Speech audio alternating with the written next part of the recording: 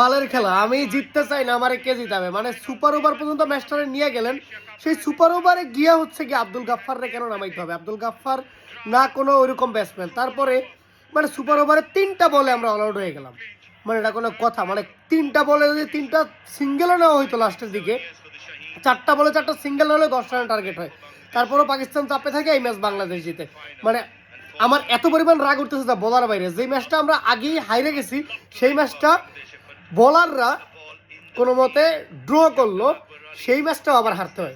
মানে এই ম্যানেজমেন্ট, কোন ফাউল ম্যানেজমেন্ট আমি জানি না, যে আব্দুল গাফফারের মতো একটা বলাররে, ওনার আমি কোনো দোষ দেই না, উনি দারুণ ট্রিমেন্ডাস পারফরমেন্স করছে এই পুরো টুর্নামেন্টে। তার মধ্যে আবার তারে নামাই দিছে ওপেনিং। মানে এটা কি ফাতরামি? মানে এটা একটা খেলা হইতেছে, মানে একটা ইন্টারন্যাশনাল একটা ট্রফি আমরা পাইতে পারতাম। মানে আমরা কোনোদিন কোনো এশিয়া কাপ জিতি নাই, মানে এই প্রথমবার কোনো একটা এশিয়া কাপ জিততে চাইছি।